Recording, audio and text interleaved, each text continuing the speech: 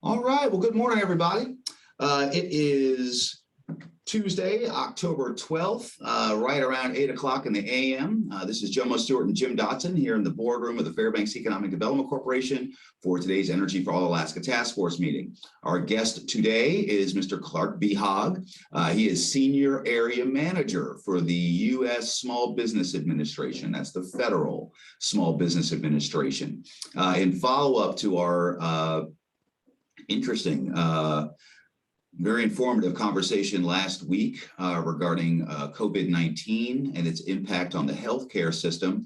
We thought a really good follow-up would be to have Mr. Bihag, who will be speaking at noon at the Chamber of Commerce, give a presentation regarding the resources that are available to businesses to help them weather the COVID storm, of which there are still resources available. So, Mr. Bihag, without further ado, if I may, the floor is yours. All right, awesome. Thank you, Jomo. And thank you for inviting me today to talk about SBA's program and services, more specifically the SBA COVID-19 economic relief funding options. So, as you mentioned, there's still programs available. So what my plan today is just to kind of go over the programs that are available, which consist of loan programs and grant programs for small businesses, and then talk about the success and the challenges that each program faces. Then I'll show you some of the numbers at the national and also at the state level. And then finally give you the current status of each program and what you can expect going forward. And also, Jomo, based on our conversation yesterday, I'll talk about some of the other funding that SBA have, more of our traditional SBA guaranteed loans, to kind of address some of the concerns or issues that people in Fairbanks are facing at the moment. So we'll go ahead and get started. And I'll go ahead and stop sharing my screen just to save bandwidth, as you mentioned.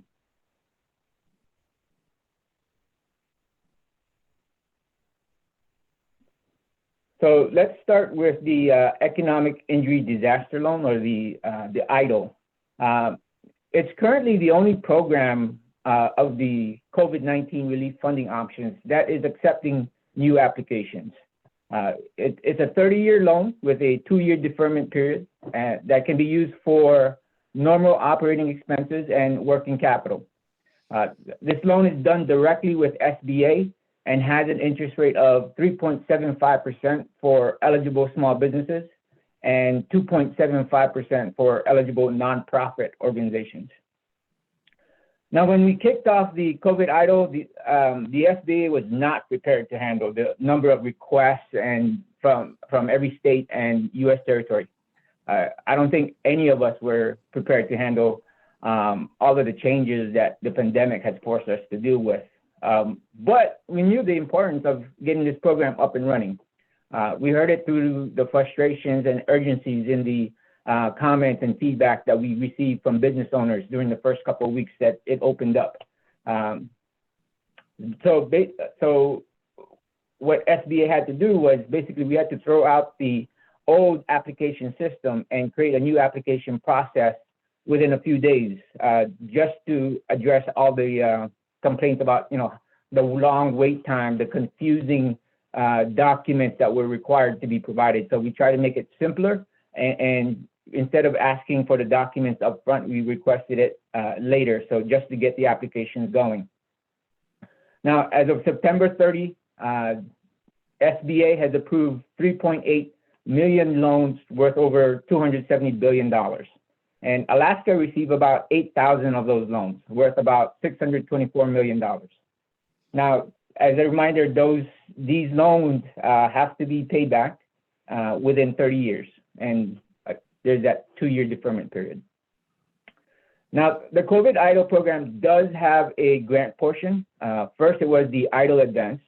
So when we first started in 2020, businesses received $1,000 per employee up to $10,000.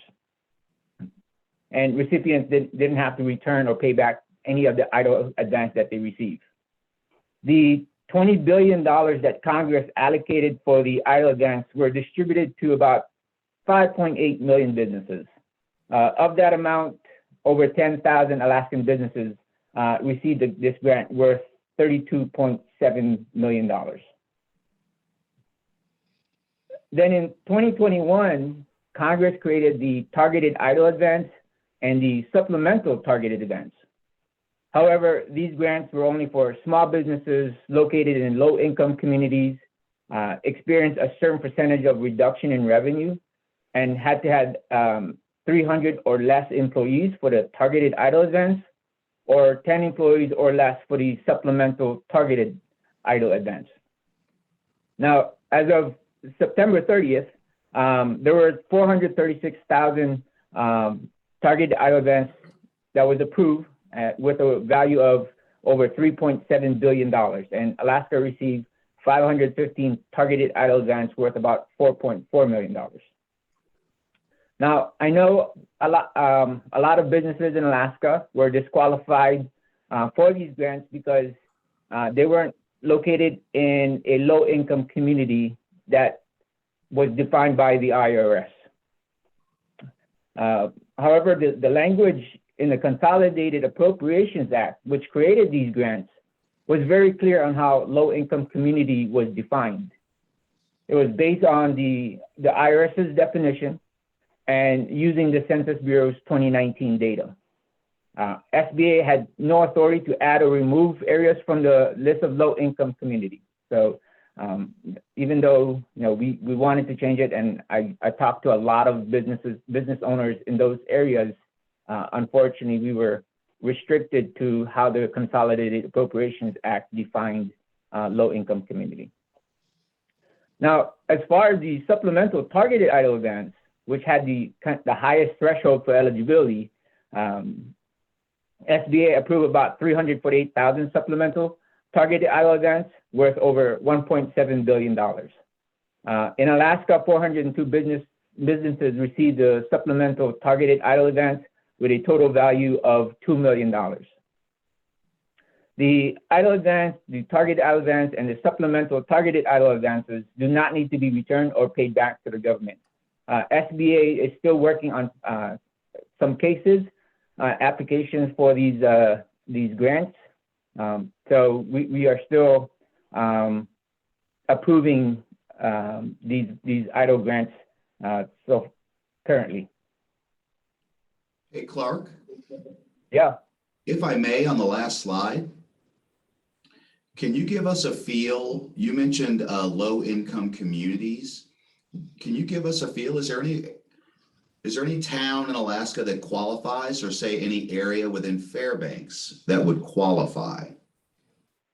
Yeah, it's more outside of the Fairbanks city limits that would qualify, more around the borough area.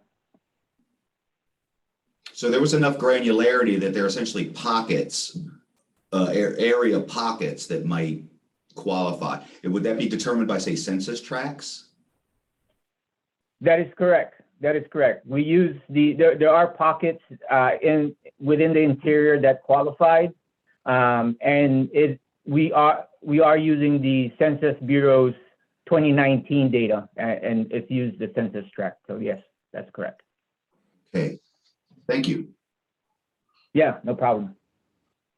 And also there on the SBA.gov website, there is a map where you could type in your address or zip code and see whether your business is located in a low-income community, and the data behind that is available also. Okay. So from the SBA website, you'd be able to find out, as you noted, where if your business is in an area where you would qualify. And how much granularity is there on that? Does it say like you would qualify for X, Y, or Z, but not D, E, and F? Yeah. So it's dependent on where your business is located. So you would type in your address, and if your business is located in a census tract that meets the IRS's definition of low-income community, then you would be still eligible for the these grants from the EIDL. Now, there are other criteria that you have to show to be approved for the grant. For example, showing that you have a reduction in gross receipts between 2019 and 2020, and then also the number of employees. So as long as you meet those criteria, which includes being in a low-income community, then you would be approved for these either the targeted EIDL advance or the supplemental targeted EIDL advance.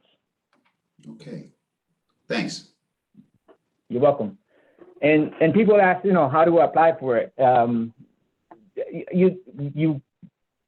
It's more of a by invitation only. So you would have received the when you apply for the EIDL, you'll get an email for the targeted EIDL advance and the supplemental targeted EIDL advance. There's no separate application for these grants. So you'll get businesses will get an invite to provide information to see whether they are eligible for these grants.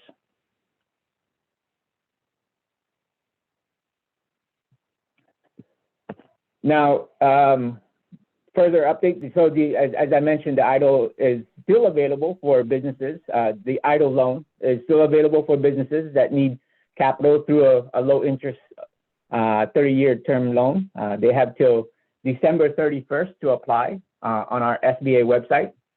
Now, I'll be the first one to tell you, of all the SBA disaster programs that I'll talk about today, this was the worst one executed.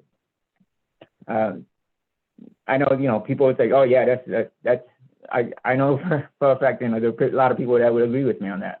But, prior to July of this year, businesses submitted their EIDL application, their initial application, or their EIDL increase request, and they waited months. Some is 5 months just to hear back from an SBA analyst. Now, and then at the end of June, SBA had over 6,000 backlogged EIDL increase applications. Now, on the previous slide, you saw the numbers that we approved for the EIDL. This is not to show you that, oh, look at SBA, look at how much we're doing. That's not my intent as far as showing these numbers. What you can conclude from those numbers is how important small businesses are to the U.S. economy. Congress and the federal government allocated so much money into helping small businesses. And we know SBA knows we have to get this right, because as I mentioned, without the small businesses, our economy doesn't do well. Now, our new SBA administrator, Isabella Guzman, recognized the agency's failure, and we made the necessary changes to improve the program. So at the beginning of July, we moved the EIDL program from the Office of Disaster Assistance to the Office of Capital Access, the same office that administered the PPP, the Paycheck Protection Program, which I'll talk about a little bit later. Now, this office, they implemented new processes. They included a lot of automation and added more people to the review process. As a result, our loan officers went from processing 1.86 applications per day to 15 applications per day. So on a daily basis, SBA was processing 1,647 applications per day on June 28th, and then 20,169 a day on July 21st. So a 12-fold increase in efficiency within 3 weeks of making those changes. Now, the program is not perfect. There's still a lot of bugs that we're trying to fix. In fact, I'm still talking to a few Alaskan businesses that are still waiting for their EIDL application or the modifications to be approved. But it's a work in progress. And however,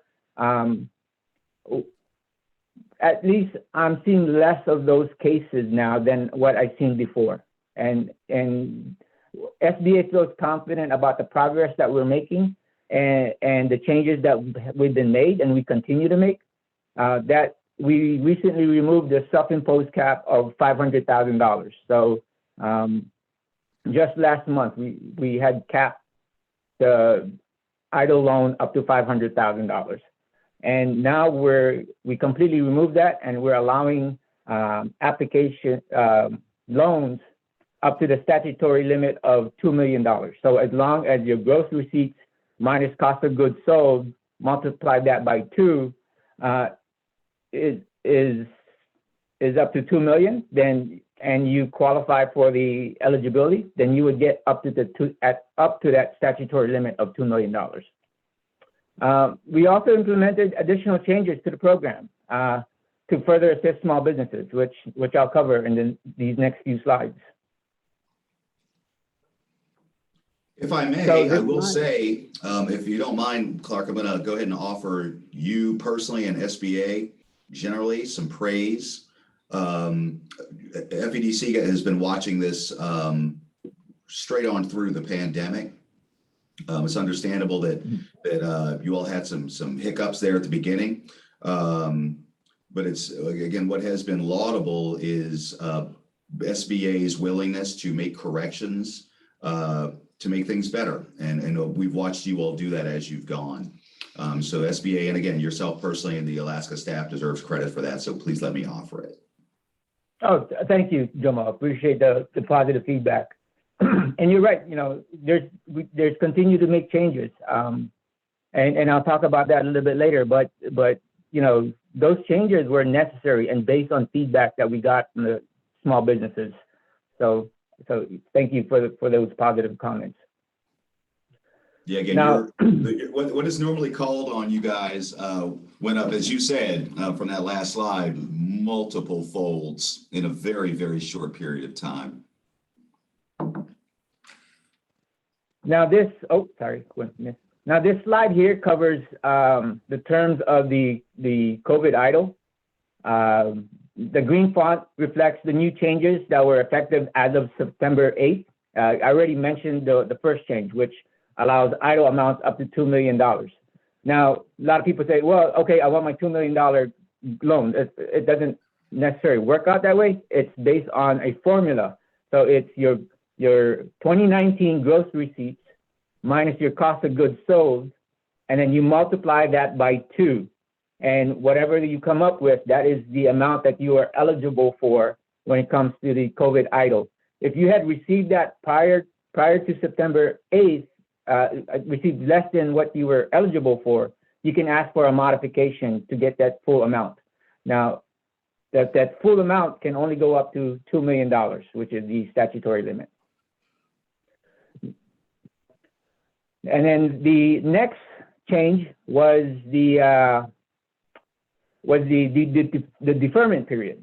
So before, if your idle was approved in 2020, you had an 18-month deferment period. And then for loans that were approved in 2021, you had a 12-month period. Now, SBA adjusted those deferment periods on all our COVID idle loans to 24 months from the date of the original approval date. Now, recipients that do not need to take any action. SBA applied those changes automatically to all the COVID idle loans. And then with the next changes, because of the increase to the cap, SBA is now requiring a minimum credit score of 625 and business real estate as part of the collateral for idle loans greater than 500,000. So there's 3 columns here under requirements. So if your idle request is only up to $25,000, then your minimum credit score is 570, and with no collateral. And then if it's between 25,000 and 500,000, you need a minimum credit score of 570 with collateral and a personal guarantee if it's above 200,000. And then if it's above the 500,000, this is the new change, up to 2 million, then you need a minimum credit score of 625 with collateral and business real estate, if you have it available for loans above 500,000. Okay. And then the last change on this slide is the expansion of the allowable uses of the idle funds. business can use the idle funds to prepay commercial debts. And then, although you cannot prepay federal debts, you can at least use it to make regularly scheduled payments using the idle funds.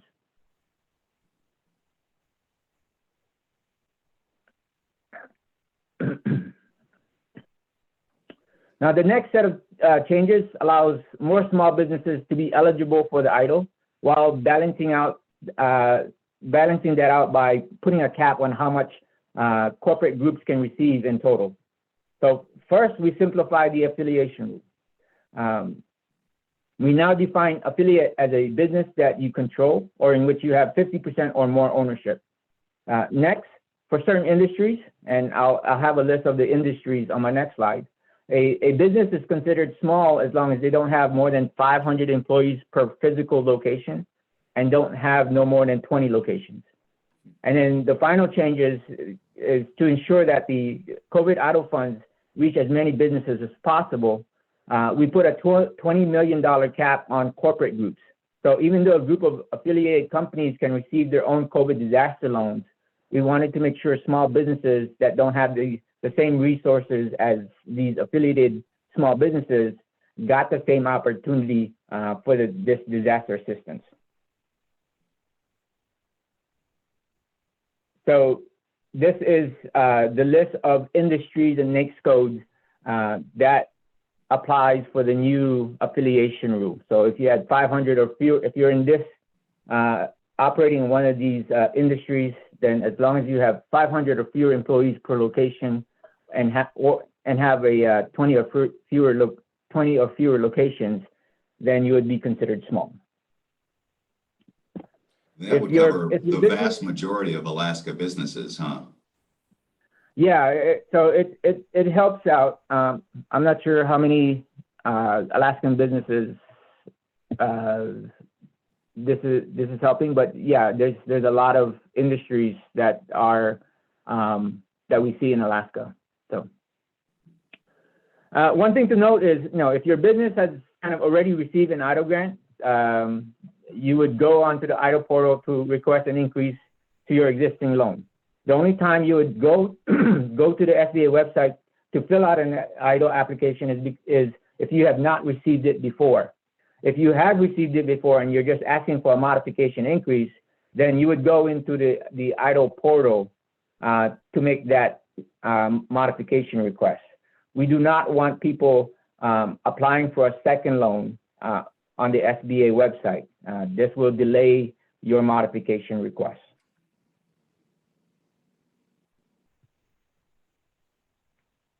So next, I'll talk about the Paycheck Protection Program, or the PPP for short. Now, using SBA's traditional guaranteed loan program as the model, SBA was able to approve over 11 million loans worth over $792 billion. The program would not have been as successful without all the lenders that participated in this program. We leveraged a lot of their capabilities and their systems to get these funds out to small businesses as quick as possible. And Alaska was very fortunate to have most of our lenders in the state participate in the first and second round. Now, this is a perfect example of the government making changes to the program to accommodate the small businesses. Based on their experience, based on their feedback, we wanted to make sure that they would be able to get forgiveness on their PPP loan. Now, so as of May 31st, when it closed down, there was 11 million loans approved with a total value of $792 billion. Now, in Alaska, in the first round in 2020, about 12,000 businesses received the PPP worth $1.3 million. I'm sorry, $1.3 billion. And then in 2021, during the second round, 11,911 businesses in Alaska received with a PPP loan with a value of about $746 million. So now the ultimate goal for everyone is to get these loans forgiven, right? So, the work is not done. We got the loans out to the small businesses, and now the next step is for SBA to start forgiving these loans, and that's what we're focusing on right now. There are now 3 different versions of the PPP forgiveness application to make it easier for businesses to apply for forgiveness while still maintaining the integrity of the program. Now, we don't want people who committed fraud and took the funds away from legit business owners to get away with it. So there must be a balance, and I think we found that happy balance between making it easy to apply for forgiveness and catching the frauds. In fact, I talked to a lot of small businesses who's trying to apply for forgiveness, and a lot of them is like, that was it? That's all I had to do? Are you sure? So, we're trying to make it easy, and good thing we're getting that feedback from small businesses. Now, as of September 26th, 63% of all PPP loans have submitted forgiveness application. Obviously, these numbers have changed since then. We continue to get a lot of applications every day. But if you break down that figure by year, 90% of the 2020 PPP loans have submitted their forgiveness application, while 42% of the 2021 PPP loans have submitted their applications. And 96% of the forgiveness applications that have been submitted already have been forgiven, while the rest is still being processed. Now, if there are questions regarding your PPP forgiveness applications, there are multiple checkpoints in our process where SBA or the lender will attempt to get clarifications from the borrower. We're doing everything we can to ensure borrowers get their loan forgiven. And in fact, we just also released a new guidance on how to apply for how to appeal your loan forgiveness decision if you don't get 100%. So, we're giving small businesses every opportunity to get that PPP loan forgiven. And then SBA recently offered to assist lenders with the PPP forgiveness application. SBA created a PPP forgiveness portal that allows borrowers with a PPP loan of $150,000 or less to apply for forgiveness directly with SBA. However, the lender must opt into this program for their clients to use the PPP forgiveness portal. If your lender has opted in, then you would have been notified by them and you would have been given the information regarding the PPP forgiveness portal. Now, not all PPP lenders have opted in, and that's fine. I understand that lenders have a relationship with their clients and want to be there for their clients all the way through the end. But if lenders need that assistance, then SBA is there to provide this option. Now, whether your lender has opted in or not, you always want to check with your lender if you have questions that are specific to your PPP loan. For programs and general questions about the program, I myself and the rest of the people in the Alaska District Office would be happy to help you with that. Regarding that 42%, Clark, there at the very top line, 42% of 2021 loan recipients have submitted forgiveness applications. Do we have any feel for why that's low, other than the fact that we're in that current year and not even through it? It just takes a little while for folks to get notified. No, it's just some people are still in their cover period. They haven't used up. They're not at the end of that yet. They received their funds pretty late, and then also they're been a busy summer and they're waiting to things to slow down before they submit their applications. We do encourage small businesses to apply as soon as possible, though. I mean, they have till the maturity date to apply for forgiveness, but 10 months after the end of their cover period, they have to start making monthly payments to that PPP loan. So we don't want that, obviously. I don't think anybody wants to have small business start paying those off So, as long as they submit their forgiveness application within the first 10 months after the cover period, then they don't have to pay back that loan until they get a decision from SBA. But the reason for that low percentage is just people just waiting for the cover period to end, and also waiting for the summer season to slow down, so, and get that opportunity. You would say your feel is that you all have a pretty good system for reaching out to borrowers and letting them know their deadlines, their options, the benefits. Yeah, absolutely. The PPP Forgiveness portal, which is only, I'm sorry, there's so many portals now.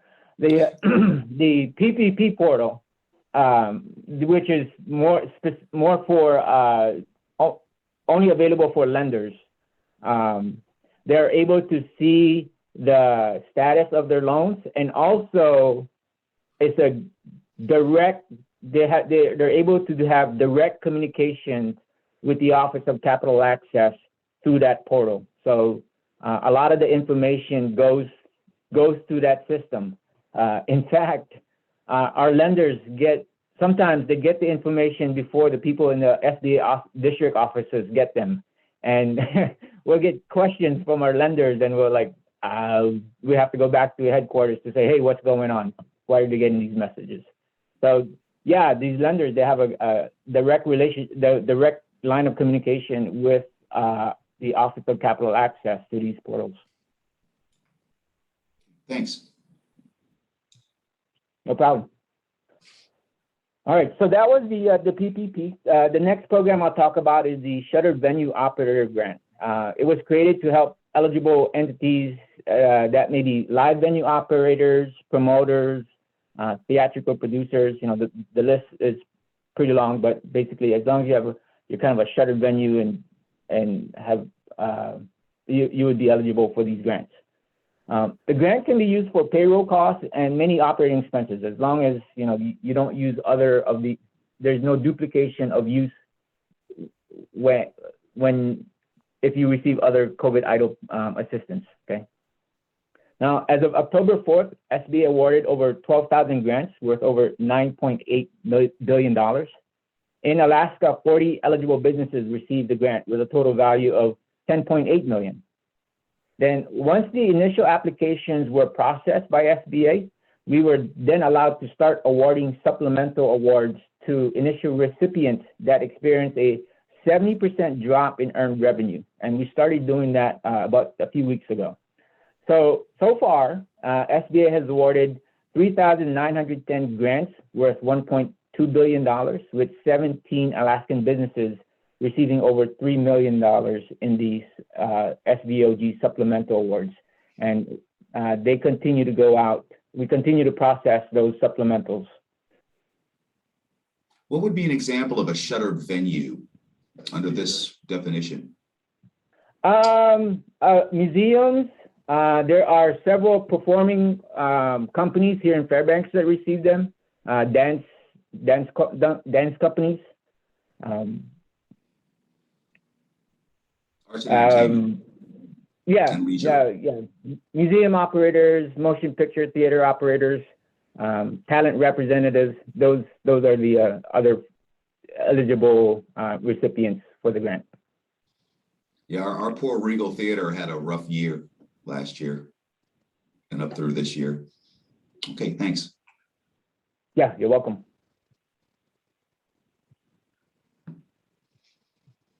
Oops, sorry.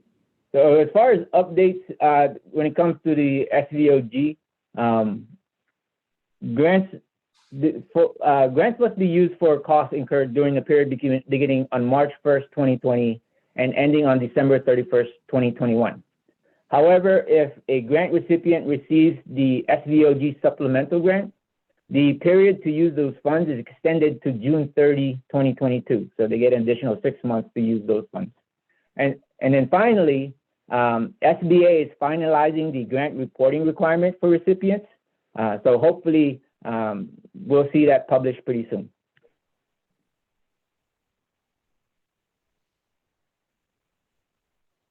Next is the Restaurant Revitalization Fund. This grant was to help one of the most heavily impacted industry during the pandemic, our restaurants. SBA knew from the beginning, though, that the amount of funds allocated to this program would not be enough to meet the demand. The funds for this program had to be used up, so unless Congress decides to allocate more funds to the program, these are the final numbers. I know there's been some activity regarding replenishing the restaurant revitalization fund, but I haven't seen anything come to fruition. There were 101,000 grants awarded worth over $28 billion, and 385 Alaskan businesses received the RRF with a total value of over $94.7 million. As I mentioned, we're waiting to see if Congress is going to be allocating more funds to the program, but we haven't seen anything yet. In the meantime, for RRF applicants who have not received the funding, their applications are held within the application platform to allow for processing in the order that was received in case those funds do come.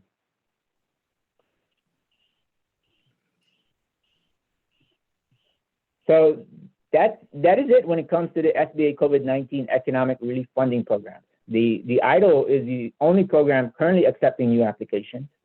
The PPP is focusing on forgiving the loans. The SVOG is awarding supplemental grants to recipients that can show that the revenues have dropped by 70% or more from 2019 to 2020.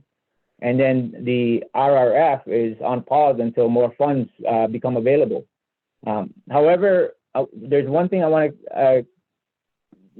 I want people to keep in mind, that our traditional SBA guaranteed programs are still going strong. It is available. It is a very good option for people who need access to capital. So one of those programs is the 7A loans, which can be used for a variety of reasons. It's one of our more popular SBA guaranteed loans program because of its flexibility. Whether you're a new business, expanding, need line of credit, or you can get up to $5 million from this federally guaranteed loan program. Now, just like the PPP, these loans are done through a bank, and SBA is only there to guarantee it for the bank. Now, in fiscal year 2021, that's from October 2020 to September 30th, 2021, there were 139 7A loans approved in Alaska, valued at $99 million. Northrim, Wells Fargo, Newtek Small Business Finance, Alaska Growth Capital, and KeyBank were the top 5 lenders in Alaska based on number of loans. Now, I always recommend, you talking to your bank first, and then we have a lot of great lenders here in the local area. But as you can see from this chart, you're not limited to banks just in Alaska. We have an application system on our SBA.gov website that will help you find a potential lender. But as I mentioned, I recommend checking with your bank first to see if you can do a business loan with them. But because you want to take advantage of that established relationship that you have with them. They already have a history with you, and they may already understand your needs and situation. However, if that doesn't lead to a loan, you have options. You can go to other lenders in other states to get these loans, and as you can see, we have many of them here.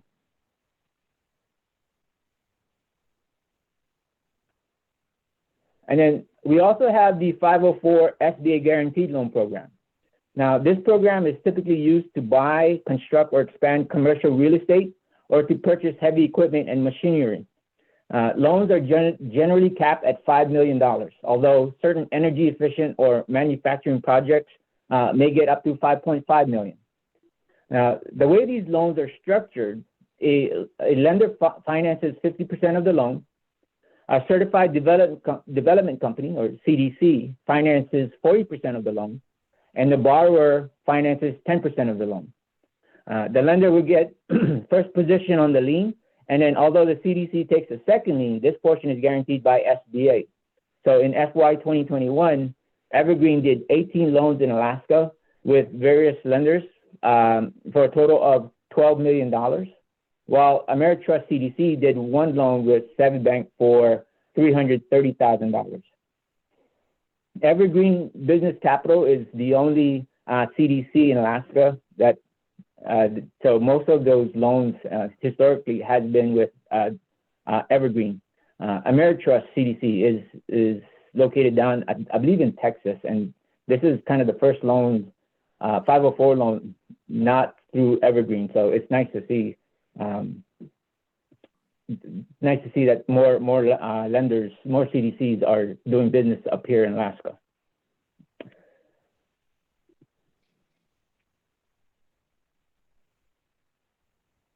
So if you want to find an SBA lender, SBA has made that very easy by creating this online application called Lender Match. And you can find Lender Match on sba.gov.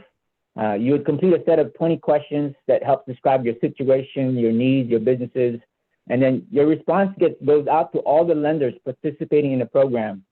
And then within 48 hours, you'll get a list of interested lenders. This doesn't guarantee that you'll get the loan, but it's a good way for you to connect with a lender who's interested in giving you a loan based on the answers you provided. So, Jomo, in our conversation yesterday, one of the things is, builders trying to get access to capital. And the 7A loan program, which is one of our very popular programs, and also very flexible, because our builders could use the 7A loan to get access to those capitals. So it's called the builder's cap line. So that's a possible way of getting additional access to capital up here in Fairbanks. Okay. And that concludes my presentation. Any questions? Well, Clark, that was a great presentation. Thank you. Thanks, Jomo. Yeah. Can we go back to that last couple of slides? Sure. So for accessing both the 7A and the 504, that portal, that lender portal you talked about, would that access both, or is it specific to the 504? If you're talking about the lender match, this one? Yeah. Okay. No, that's for all loans. So whether you're using the 7A loan or the 504 loan, you can use the lender match.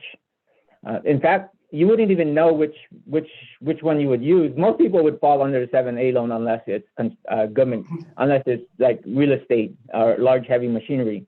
But you don't have to put that in there in the lender match.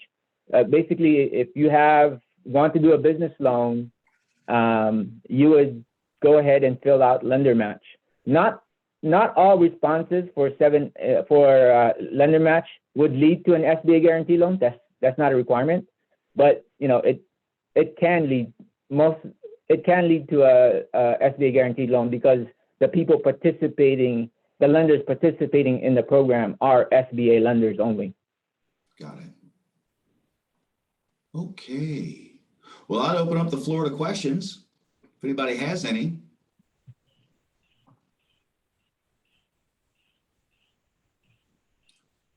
All right. Anything from you, Jim? I'm good. All right. Well, Clark, why don't you go ahead and stop screen sharing so we can see you? Will do. All right. Well, again, Clark, Mr. Bihag, thank you so much. I've been wanting to hear about all these programs for a while. So I'm glad I saw you on the Chamber's website and it planted the seed. So thank you so much. And for all the great work you all are doing. Again, making funds available to the folks that need them to both keep their businesses alive or grow their businesses. All right. Well, okay, if we're sure that there's no further questions for Mr. Clark, then I will turn you loose. Sir, again, thank you so much. I'll go ahead and get this all processed up. We'll get it out to the gang. And of course, was there on that last slide your contact information? Yeah, how do absolutely. Folks get a hold of you? Yeah. My contact information is on the last slide. I'm here in Fairbanks. So, work Monday through Friday, even though my office is in a Fairbanks Federal Building. However, we're still working remotely. So the best way to reach me is by email or by phone. And I can always do a by appointment if necessary. Okay. All right. Well, again, Clark, thank you so much. And all of you over at Team SBA. Again, it's you all have really stepped up over the course of this pandemic, and it is much appreciated. Well, all right, everybody, we are off the hook for today. I did have a reach out. We may actually have a political discussion next week. I'll see about that. With the special session going, we may circle back around with some members of the Interior Delegation to see really what's shaken, and if anything might shake loose on a fiscal plan during this special session, or what are some of their proposals. We have heard from a couple of our Interior Delegation members regarding some of their own proposals for how we might, again, help thread our fiscal and budgetary needle. But in any case, I hope everybody's had a good morning. Hope you have a good rest of your day. I will get this out to the gang, and yeah, have a good rest of the week. See you, everybody.